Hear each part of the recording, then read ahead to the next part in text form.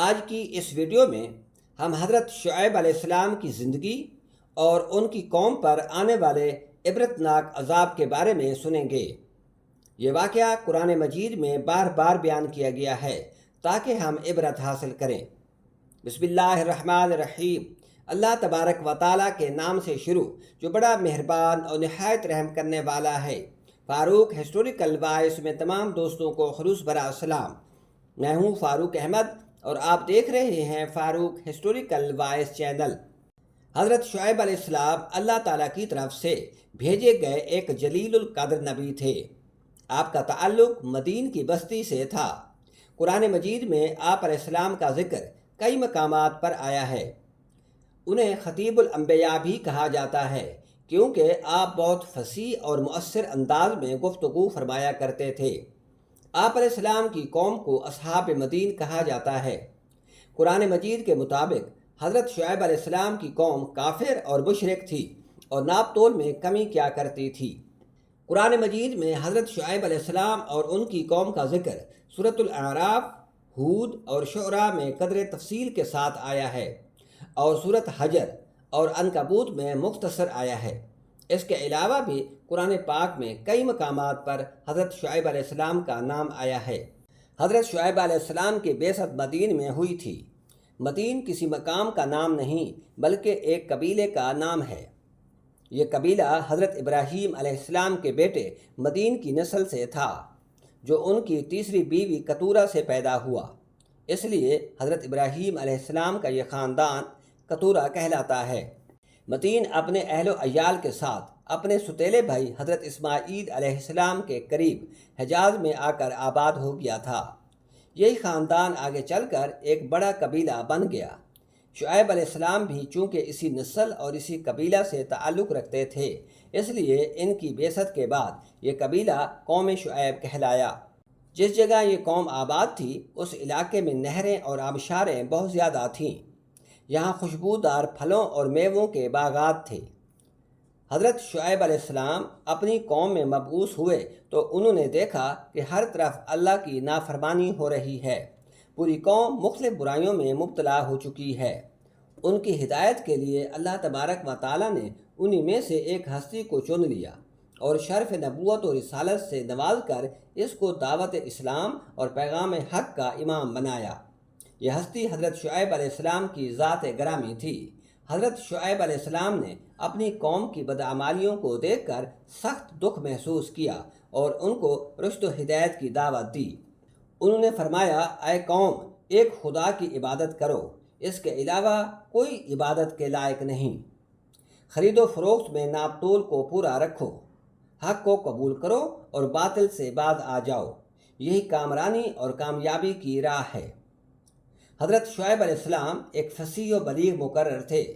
حسن خطابت اور طرز بیان میں نمایاں مقام رکھتے تھے۔ انہوں نے ہر طریقے سے اپنی قوم کو راہ ہدایت پر لانے کی کوشش کی مگر اس بدبخت قوم پر کوئی اثر نہ ہوا۔ حضرت شعیب علیہ السلام کی بعثت مدین میں ہوئی تھی۔ مدین کسی مقام کا نام نہیں بلکہ ایک قبیلے کا نام ہے۔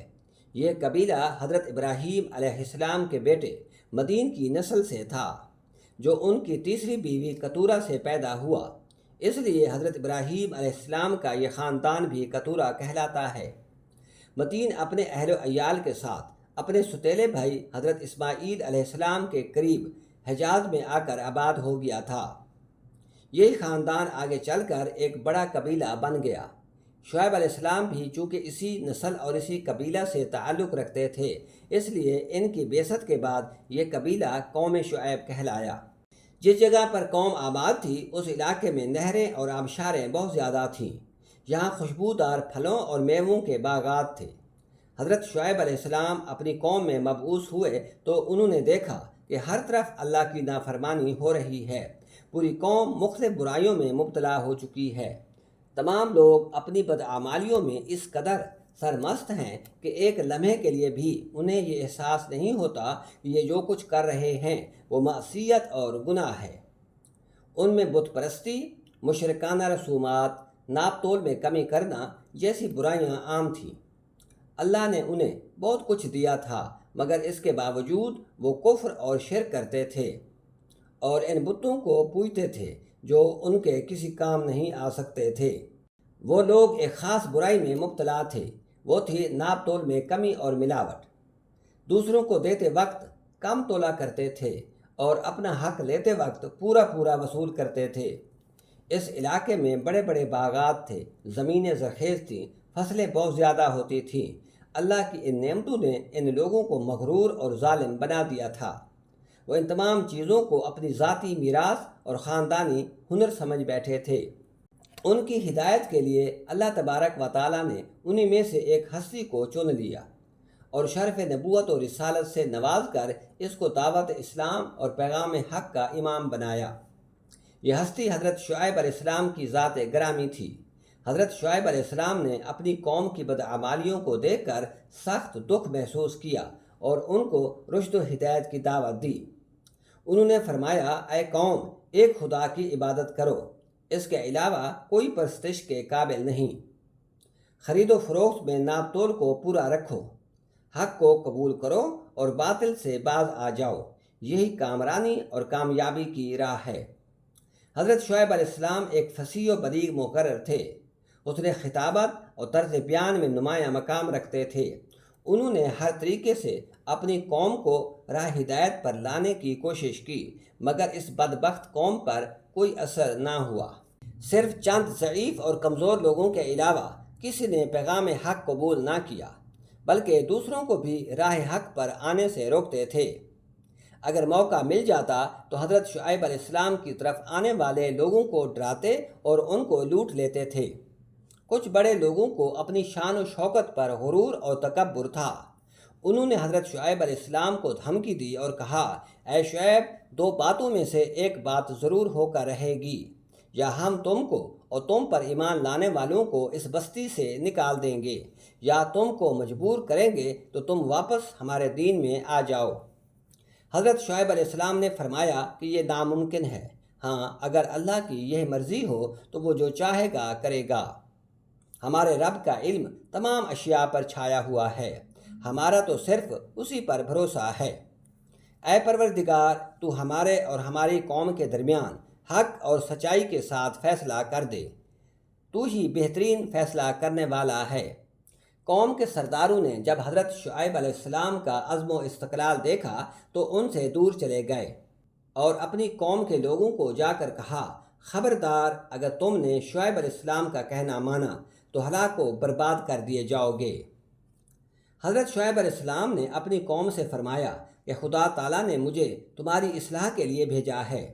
جو کچھ میں کہتا ہوں اس کی صداقت اور سچائی کے لیے دلیل بھی پیش کر رہا ہوں، مگر افسوس کہ تم ان تمام واضح نشانیوں کے باوجود سرکشی اور نافرمانی پر قائم ہو۔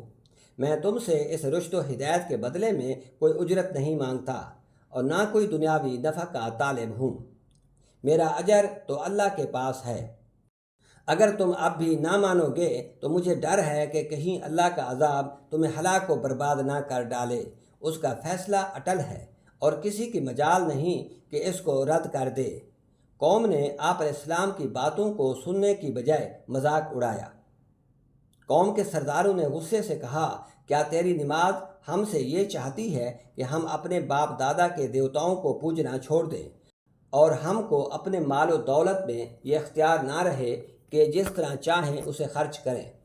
اگر ہم کم تولنا چھوڑ دیں تو مفلس ہو کر رہ جائیں گے۔ بس ایسی تعلیم دینے میں تم کو کوئی سچا رہبر کیسے کہہ سکتا ہے؟ اس پر حضرت شعیب علیہ السلام نے بڑی محبت اور دل سوزی سے فرمایا کہ اے میری قوم، مجھے یہ خوف لگ رہا ہے کہ تمہاری یہ نافرمانیاں اور بے باکیاں تمہارا بھی وہی انجام نہ کر دیں جو تم سے پہلے قوم نوح، قوم ہود، قوم صالح اور قوم لوط کا ہوا۔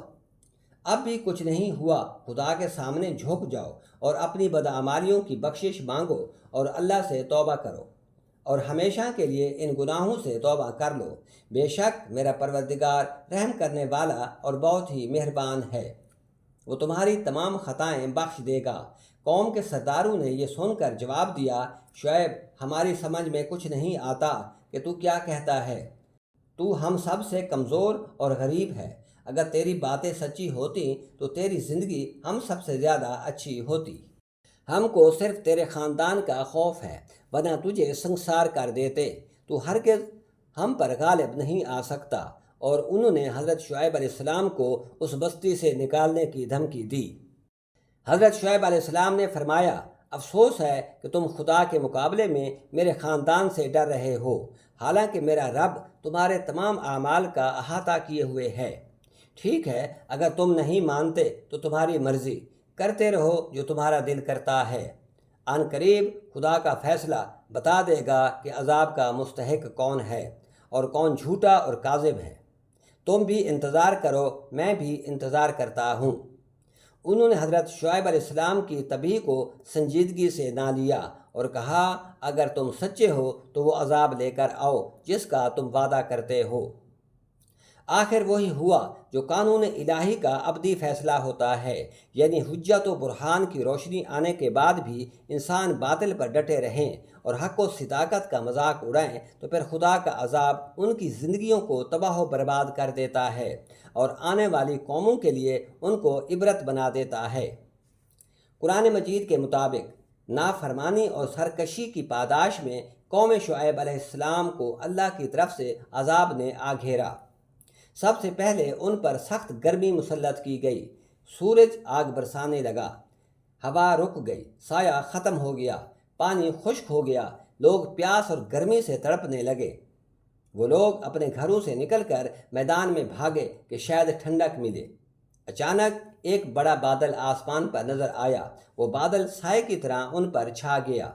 لوگ خوشی سے دوڑتے ہوئے اس بادل کے نیچے جمع ہو گئے کہ انہیں لگا یہ ٹھنڈک اور بارش دینے آیا ہے، لیکن وہی بادل ان کے لیے عذاب لے کر آیا تھا۔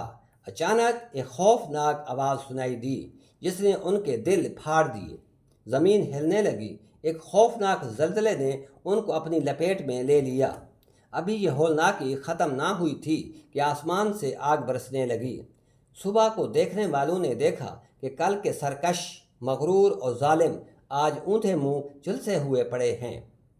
وہ سب لوگ جو ناپتول میں کمی کرتے تھے اور حضرت شعیب علیہ السلام کی تکذیب کرتے تھے، صفحہ ہستی سے مٹا دیے گئے۔